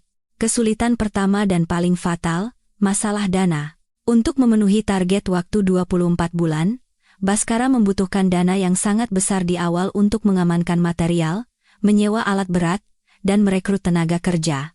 Namun, pinjaman-pinjaman jangka pendek yang ia ambil untuk mempercantik proposalnya sudah jatuh tempo. Bank-bank pun, setelah meninjau kontrak yang penuh risiko itu, mulai enggan memberikan pinjaman tambahan. Ia berlari ke sana kemari, mengetuk pintu investor hingga rentenir, dan berhasil mengumpulkan dana awal dengan bunga yang mencekik. Mesin raksasa proyek baru saja mulai bergerak, tapi perusahaannya sudah memikul beban utang yang sangat besar. Kesulitan kedua, masalah material. Kontrak mengharuskan semua material premium diimpor dari Jerman dan Italia. Baskara terpaksa membatalkan semua kontrak dengan pemasok lokal yang sudah ia buat, dengan menelan kerugian. Mencari dan bernegosiasi dengan pemasok baru di Eropa dalam waktu singkat adalah sebuah mimpi buruk. Harganya mahal, prosedur impornya rumit, dan waktu pengirimannya lama. Baru dari proses pengadaan material saja, jadwal proyeknya sudah mulai molor. Surat tagihan denda pertama, meskipun nilainya belum besar, mulai datang seperti pertanda buruk. Dan kesulitan ketiga yang paling memusingkannya, masalah tenaga kerja dan teknologi. Rencana konstruksi yang ia bualkan di dalam proposal menuntut teknologi konstruksi canggih dan teknisi tingkat tinggi. Namun, Cipta Mandiri Konstruksi pada dasarnya hanyalah perusahaan kelas menengah. Mereka kekurangan peralatan terbaru, dan para stafnya tidak memiliki pengalaman mengerjakan proyek super besar dengan kompleksitas teknis seperti ini. Baskara terpaksa menyewa ahli dan alat berat dari perusahaan lain dengan biaya mahal. Lokasi proyek Nusantara Sky City dalam sekejap menjadi menara Babel yang kacau, dipenuhi oleh orang-orang dan peralatan dari berbagai perusahaan yang berbeda. Tanpa sistem yang terintegrasi, produktivitas menurun drastis dan kesalahan teknis terus-menerus terjadi. Mimpi buruk Baskara baru saja dimulai. Sementara Baskara berjuang dalam kekacauan yang ia ciptakan sendiri. Selingkuhannya, Luna Sari, juga tidak tinggal diam. Begitu kekasihnya memenangkan proyek 10 triliun, ia mulai membayangkan kehidupan sebagai seorang istri konglomerat. Ia terus-menerus menuntut barang-barang mewah dan liburan mahal dari Baskara. Sayang, kamu kan sekarang calon triliuner. Masa keluar uang beberapa miliar aja pelit? Anggap saja ini hadiah buat aku yang selalu mendukungmu. Baskara, meskipun pusing 7 keliling karena masalah proyek, demi harga diri dan tidak mau diremehkan oleh kekasihnya, mengabulkan semua tuntutannya dengan gigi terkatup. Dana perusahaan yang sudah menipis semakin cepat terkuras oleh gaya hidup mewahnya. Mimpi akan masa depan yang cerah dan status baru perlahan berubah menjadi mimpi buruk tanpa jalan keluar. Baskara Wijoyo yang sombong kini sedang membayar harga yang mahal atas fantasi dan keserakahannya. Ia sedang terbangun dari mimpi. Mimpi yang sangat menyakitkan dan pahit. Jika masalah dana, material, dan tenaga kerja adalah rasa pahit pertama, maka apa yang terjadi setelahnya adalah racun sesungguhnya yang telah kusiapkan untuk Baskara. Sebagai pemilik proyek, aku memegang kekuasaan absolut, hak pengawasan. Dan aku menggunakan kekuasaan itu secara sistematis untuk membuat setiap hari kerja Baskara dan perusahaannya menjadi seperti neraka. Begitu proyek resmi dimulai, aku membentuk sebuah tim audit khusus. Anggota tim ini bukan karyawan biasa NBP Group. Mereka adalah para ahli terbaik di industri konstruksi, orang-orang yang terkenal sangat teliti dan kaku, yang ayah pilih dan rekrut secara pribadi. Aku memberi mereka wewenang penuh untuk berada di lokasi 24 jam, melakukan inspeksi mendadak kapan saja di proses manapun, dan melakukan intervensi. Dan perburuan pun dimulai. Tim auditku, dengan mata seorang ahli, menelisik setiap detail terkecil. Komposisi campuran beton sedikit melenceng dari standar, surat teguran langsung keluar. Satu batang besi dipasang beberapa sentimeter di posisi yang salah, surat teguran dan perintah bongkar pasang keluar. Satu pekerja tidak memakai helm dengan benar, surat teguran dan denda keluar. Surat tagihan denda mengalir tanpa henti ke kantor Baskara. Awalnya puluhan juta, lalu ratusan juta. Baskara marah besar, tapi karena kesalahan ada di pihak mereka, ia hanya bisa menerimanya dengan gigi terkatup. Ia memarahi tim teknisnya, menuntut mereka bekerja lebih teliti dan hati-hati. Namun, para pemirsa, semakin mereka berusaha, semakin banyak kesalahan yang terjadi. Kenapa? Karena standar yang kami tetapkan bukanlah standar untuk perusahaan kelas menengah seperti Cipta Mandiri Konstruksi, melainkan standar untuk perusahaan konstruksi kelas dunia. Tim Baskara, sekeras apapun mereka berusaha, tidak akan pernah bisa memenuhinya. Ibarat sebuah tim sepak bola divisi 2 yang dipaksa bermain dengan aturan Liga Primer Inggris. Hasilnya, tentu saja, adalah sebuah bencana. Lokasi proyek Nusantara Sky City bukan lagi sebuah lokasi konstruksi, itu adalah ladang ranjau. Setiap langkah yang mereka ambil, mereka bisa menginjak ranjau bernama denda. Akibatnya, progres proyek semakin lambat. Mereka membangun, membongkar, lalu membangun lagi. Biaya membengkak dari hari ke hari, tapi pekerjaan tidak maju-maju. Baskara berubah menjadi seperti orang gila. Ia kurus kering karena tidak bisa tidur, matanya cekung. Ia tak lagi punya waktu untuk berkencan dengan selingkuhannya. Sepanjang hari ia berteriak-teriak di lokasi proyek, lalu kembali ke kantor untuk mengurus tumpukan surat teguran dan tagihan utang.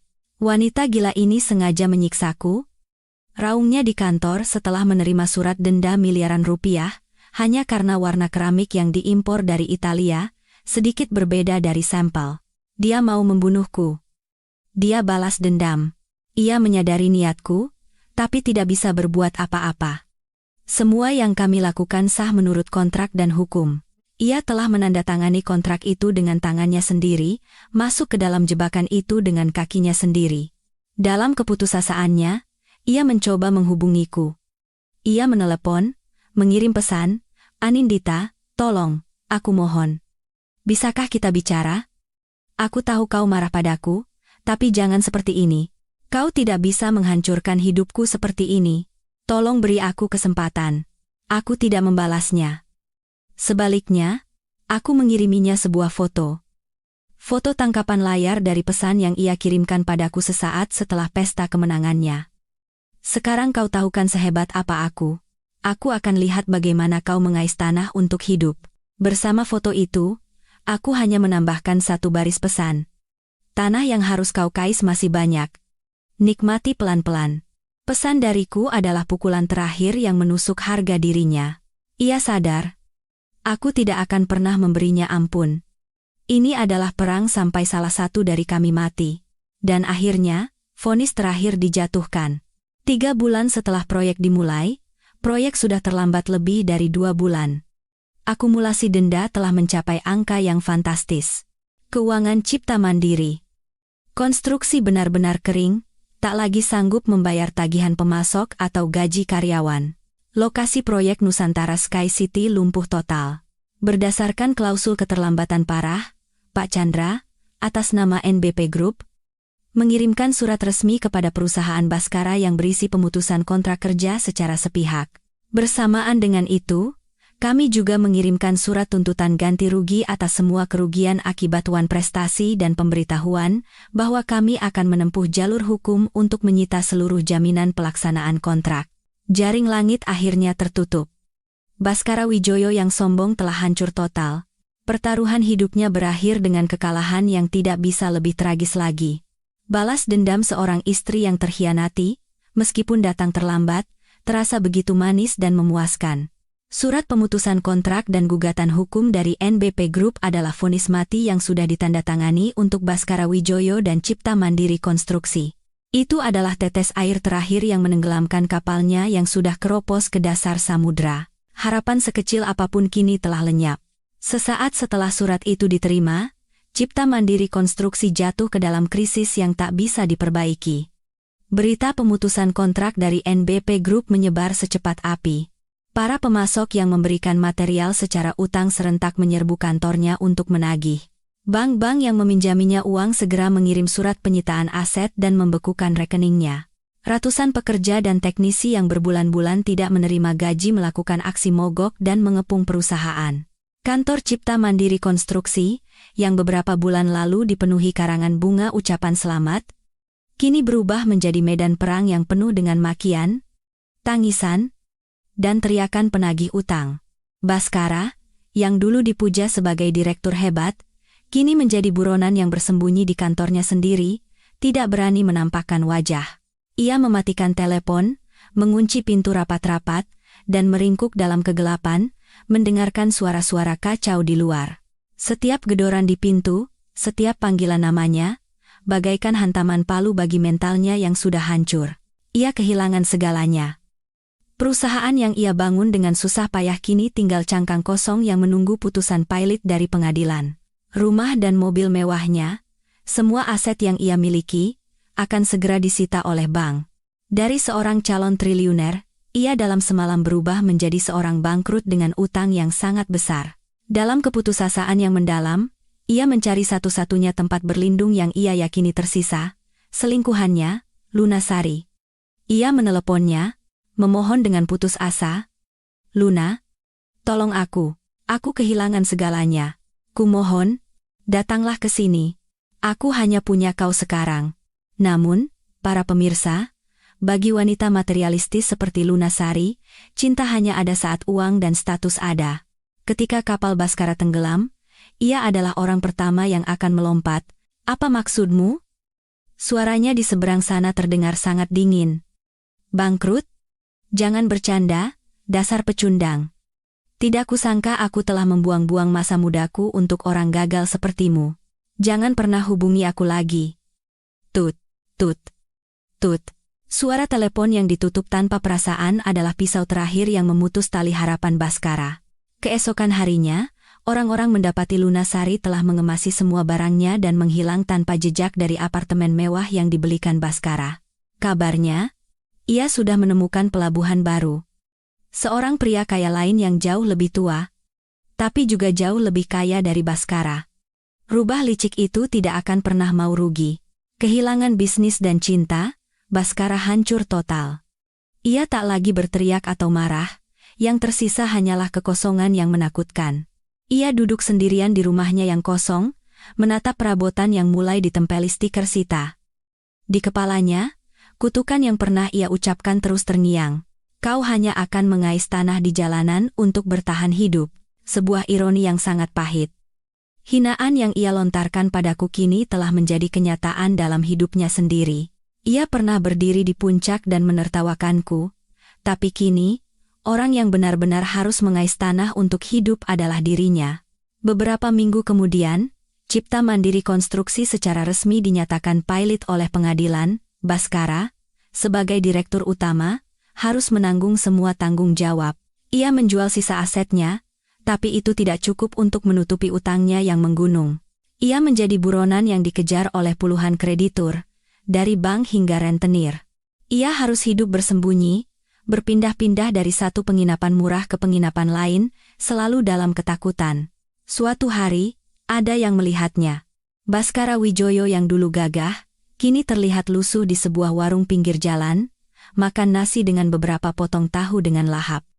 Ia benar-benar telah jatuh ke dasar jurang kehinaan dan kegagalan yang dalam dan gelap. Penghakiman datang bukan melalui pedang atau tinju. Arogansi dan kesalahannya sendirilah yang telah menghakiminya. Itu adalah sebuah kejatuhan yang sempurna, dari puncak kejayaan ke dasar lumpur. Sementara Baskara Wijoyo meronta-ronta dalam kegelapan kegagalan dan kehinaan, di sisi lain, sebuah fajar baru sedang merekah dengan cemerlang. Setelah memutus kontrak dengan Cipta Mandiri Konstruksi, di bawah kepemimpinanku yang tegas, NBP Group tidak goyah sedikit pun. Sebaliknya, Kami memutuskan untuk mengambil alih peran sebagai kontraktor utama proyek Nusantara Sky City secara langsung. Ini adalah keputusan yang sangat berani, sebuah pertaruhan yang jauh lebih besar dari pertaruhan Baskara. Namun, berbeda darinya, pertaruhanku didasarkan pada fondasi yang kokoh, kompetensi, sistem yang besar, dan visi strategis. Aku mengerahkan talenta-talenta terbaik di grup. Dari insinyur dan arsitek terbaik hingga teknologi konstruksi tercanggih, aku bekerja siang dan malam, tinggal di lokasi proyek, memimpin dan mengawasi setiap proses secara langsung. Setahun kemudian, ketika gedung-gedung pertama Nusantara Sky City menjulang ke langit, ketika jalan-jalan di kompleks itu teraspal mulus dan pohon-pohon rindang mulai menaungi, seluruh kota terkesima. Proyek tidak hanya berjalan dengan kecepatan ajaib, tetapi juga menunjukkan kualitas dan keindahan yang sempurna, bahkan melebihi apa yang digambarkan di maket. Nusantara Sky City menjadi ikon baru kota, sebuah simbol yang membuktikan kemampuan dan kehebatan NBP Group. Dan aku, Anindita Putri, yang dulu dianggap putri manja, yang hanya menjadi pelaksana tugas presiden direktur, kini telah bertransformasi menjadi seorang ratu sejati di dunia bisnis. Namaku disebut-sebut di semua media. Bukan lagi sebagai Putri Prakoso Adiwijaya atau mantan istri seorang pecundang, melainkan sebagai seorang presiden direktur wanita yang kompeten, karismatik, dan kuat. Aku tidak hanya menyelamatkan proyek yang nyaris gagal, tetapi juga membawa NBP Group ke level yang baru. Aku membuktikan kemampuanku bukan dengan kata-kata, melainkan dengan hasil yang tak terbantahkan. Para anggota Dewan Direksi yang dulu meragukanku kini menatapku dengan penuh hormat dan kepercayaan mutlak. Aku tidak hanya mewarisi posisi ayah. Aku merebutnya dengan kekuatanku sendiri. Aku yang sekarang bukanlah aku yang setahun lalu. Aku masih mengenakan setelan jas yang berwibawa, masih mempertahankan penilaian yang dingin dalam bisnis, tetapi jauh di dalam diriku, aku telah menemukan kembali ketenangan dan kebahagiaan hidup. Aku tak lagi terikat oleh masa lalu atau disiksa oleh rasa sakit. Aku telah belajar memaafkan. Bukan memaafkan Baskara, tetapi memaafkan diriku sendiri, diriku yang muda, yang naif dan buta. Aku tak lagi mencari cinta. Aku telah belajar mencintai diriku sendiri. Aku menghabiskan waktu dengan bepergian, membaca buku, mempelajari keterampilan baru. Aku sadar, kebahagiaan seorang wanita tidak harus bergantung pada seorang pria. Kebahagiaan sejati datang dari kemandirian, otonomi, dan harga diri. Ketika kau tahu nilaimu dan berjalan dengan gagah di jalanmu sendiri, kau akan memancarkan cahaya yang tak bisa ditutupi oleh siapapun. Terkadang, aku mendengar kabar tentang Baskara. Setelah lama bersembunyi, ia akhirnya ditangkap polisi karena terlibat perkelahian di sebuah bar di daerah Kumuh. Ia divonis beberapa tahun penjara karena perbuatannya dan kasus-kasus utang di masa lalunya. Mendengar kabar itu, tidak ada gejolak apapun di hatiku. Hidupnya sudah tidak ada hubungannya lagi dengan hidupku.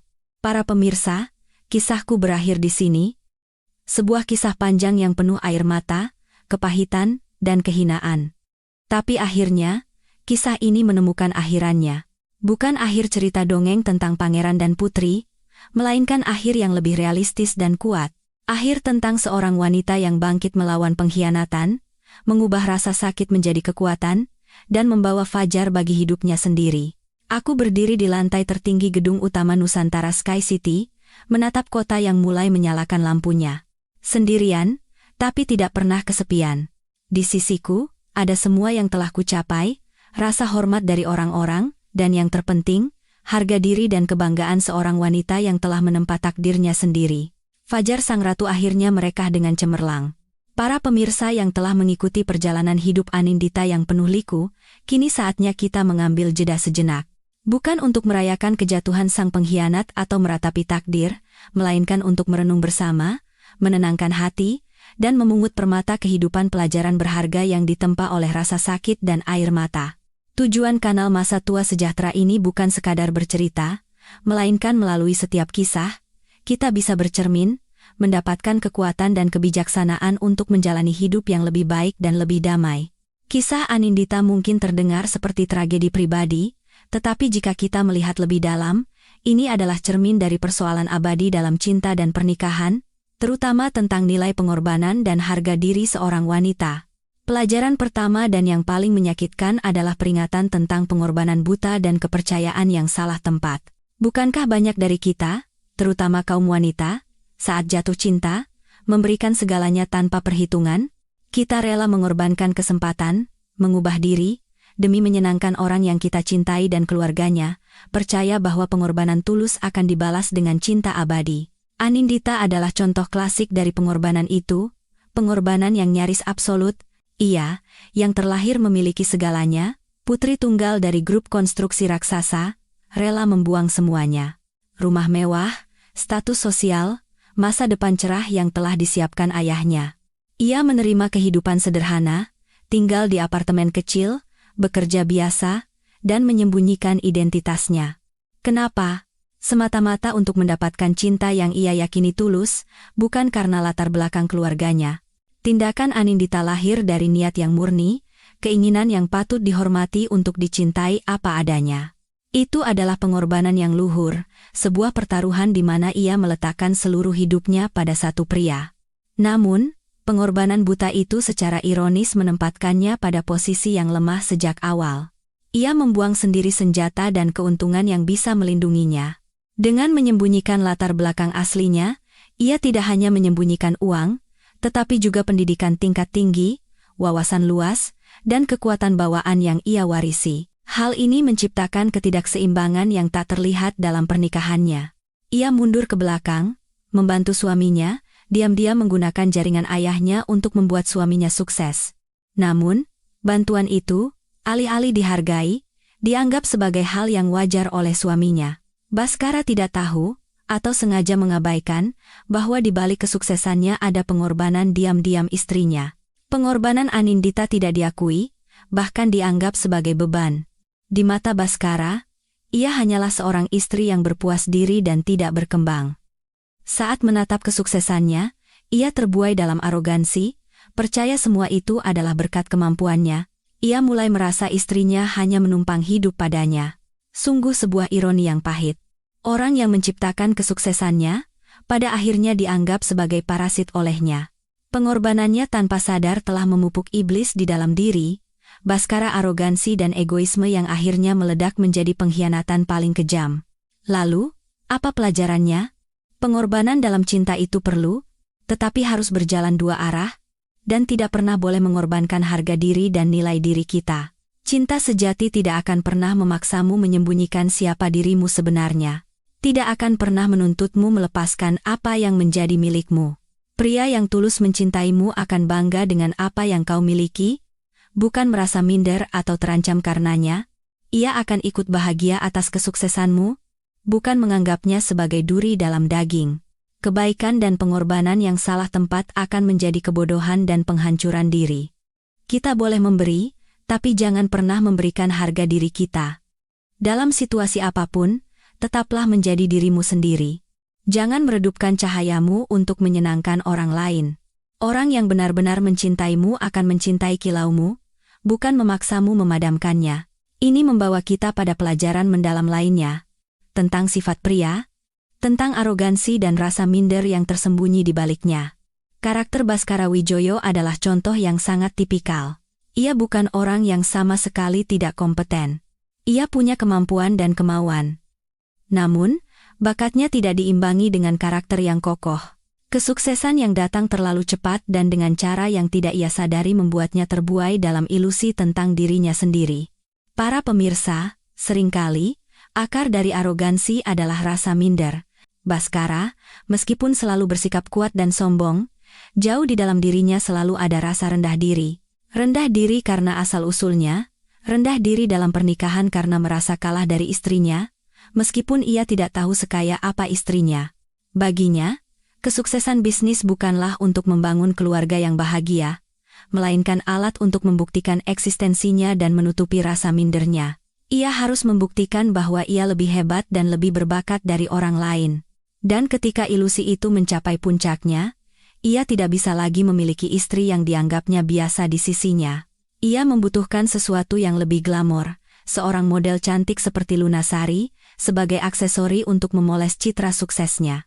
Jadi, pengkhianatan Baskara bukan semata-mata karena nafsu. Itu adalah pengkhianatan seorang pria yang telah dibutakan oleh ambisi. Pengkhianatan seorang pria yang membuang orang yang menemaninya di masa sulit, demi mengejar nilai-nilai yang dangkal dan semu. Ini adalah peringatan keras bagi kita semua, baik pria maupun wanita. Bagi para pria, ingatlah, kejantanan sejati bukan terletak pada seberapa banyak uang yang kau hasilkan atau seberapa banyak orang yang menghormatimu. Kejantanan sejati terletak pada keberanian menghadapi kebenaran, mengakui bantuan orang lain, dan menghargai wanita yang setia di sisimu di saat susah. Pria yang tidak bisa ikut bahagia atas kesuksesan istrinya, pria yang merasa terancam oleh kehebatan istrinya, adalah pria yang lemah. Bagi para wanita, kisah Baskara adalah peringatan lain. Berhati-hatilah saat menyerahkan hidupmu pada pria yang terlalu tinggi harga dirinya, yang lebih mementingkan egonya daripada ikatan pernikahan. Karena saat ia sukses, orang pertama yang ingin ia buang mungkin adalah dirimu, saksi dari masa-masa sulitnya. Dan pelajaran paling berharga dari kisah Anindita adalah definisi baru tentang kata balas dendam. Ketika mengetahui kebenarannya, Anindita sakit hati dan hancur, tapi ia tidak melakukan apa yang dilakukan wanita biasa, seperti melabrak atau melakukan drama balas dendam yang mengerikan. Ia memilih balas dendam dengan cara lain, balas dendam seorang ratu. Ingat kata-kata ayahnya yang sangat bermakna, balas dendam terbaik bukanlah dengan menyeret musuhmu ke dalam lumpur, melainkan dengan berdiri di tempat yang begitu tinggi, hingga ia tak bisa menggapaimu. Begitu tinggi, sampai setinggi apapun ia mendongak, ia bahkan tak bisa melihat bayanganmu. Para pemirsa, ini adalah filosofi yang sangat dalam. Balas dendam paling rendah adalah dengan menggunakan kekerasan dan makian, yang membuat kita turun ke level yang sama dengan musuh kita. Tapi balas dendam paling elegan dan paling menyakitkan adalah kesuksesan dan kebahagiaan diri sendiri. Anindita melakukan persis seperti itu. Ia tidak membuang-buang waktu dan energinya untuk meratapi orang yang tidak berharga. Ia mengubah rasa sakitnya menjadi bahan bakar. Ia kembali ke tempatnya yang seharusnya dan mengerahkan seluruh tenaganya untuk membuktikan dirinya. Ia menggunakan logika dunia yang sangat didambakan Baskara, logika uang, kekuasaan, dan prestise, untuk menghancurkannya. Ia tidak perlu mengucapkan satu kata pun cercaan. Ia hanya duduk di kursi presiden direktur, dan keberadaannya, kesuksesannya, telah menjadi tamparan paling telak bagi pria yang pernah meremehkannya. Kejutan di acara penandatanganan kontrak itu bukan sekadar balas dendam. Itu adalah sebuah deklarasi nilai. Dan jebakan manis yang ia pasang, kontrak yang kejam itu, bukanlah sebuah intrik licik. Itu adalah sebuah pelajaran yang adil. Ia memberikan kesempatan yang paling didambakan Baskara, dan pada akhirnya, ilusi dan ketidakmampuan Baskara sendirilah yang menghancurkan dirinya. Ia jatuh bukan karena didorong oleh Anindita, melainkan karena ia mencoba mendaki gunung yang terlalu tinggi untuk kemampuannya. Ini adalah pelajaran berharga bagi kita semua. Saat kau disakiti dan dikhianati, jangan tenggelam dalam kebencian. Gunakan rasa sakit itu sebagai bahan bakar untuk mengembangkan dirimu, fokus pada pengembangan diri, karier, dan menjadikan dirimu orang yang lebih baik dan lebih sukses. Karena kesuksesan dan kebahagiaanmu adalah jawaban terkuat dan hukuman paling menyakitkan bagi orang yang telah menyakitimu. Dan terakhir, kisah Anindita menegaskan sebuah nilai humanis yang mendalam, bahwa kebahagiaan sejati dan berkelanjutan seorang wanita tidak terletak pada pria di sisinya, melainkan pada nilai internal, kemandirian, harga diri, dan kemampuan untuk menjadi nahkoda bagi hidupnya sendiri. Setelah badai berlalu, Anindita tidak tumbang. Ia bangkit, membangun kembali segalanya, dan menjadi versi dirinya yang lebih kuat, lebih menarik, dan lebih sukses. Ia membuktikan bahwa wanita tidak perlu bergantung pada siapapun untuk bahagia. Kebahagiaan datang saat kita mencintai dan menghargai diri kita sendiri, berani membuang hal-hal yang beracun, dan mencari fajar kita sendiri. Adegan terakhir, di mana ia berdiri di puncak kesuksesannya, sendirian namun tidak kesepian, adalah simbol kekuatan dan inspirasi tak terbatas bagi semua wanita. Para pemirsa, kisah Anindita telah usai, tetapi pelajaran darinya akan selamanya tinggal di hati kita. Kisah ini memberitahu kita untuk mencintai diri kita terlebih dahulu, meletakkan kepercayaan di tempat yang tepat, dan jika jatuh, selalu berani untuk bangkit kembali. Hidup tidak selalu adil, dan hati manusia terkadang lebih menakutkan dari badai, tapi kami harap, melalui kisah Anindita, Anda yang sedang mendengarkan ini mendapatkan kekuatan. Jika Anda sedang mengalami sakitnya pengkhianatan, ingatlah, Anda tidak sendirian. Dan yang terpenting, jangan pernah kehilangan kepercayaan pada diri sendiri dan hari esok. Bangkitlah dengan berani, ambil kembali apa yang menjadi milikmu, dan tulislah sendiri akhir yang bahagia dari kisah hidupmu. Terima kasih telah bersama kanal Masa Tua Sejahtera. Jika kisah dan pelajaran ini menyentuh hati Anda, silakan tekan tombol suka dan bagikan agar bisa menyebar lebih luas. Dan jangan lupa tinggalkan pemikiran, perasaan, dan mungkin kisah Anda sendiri di kolom komentar di bawah. Setiap sharing dari Anda bukan hanya menjadi semangat besar bagi kami, tetapi juga akan menguatkan orang lain di luar sana yang mungkin sedang membutuhkan sandaran. Pastikan Anda menekan tombol subscribe agar tidak ketinggalan kisah-kisah kami selanjutnya. Terima kasih, dan semoga kita semua suatu hari nanti menemukan versi diri kita yang paling kuat dan paling bahagia.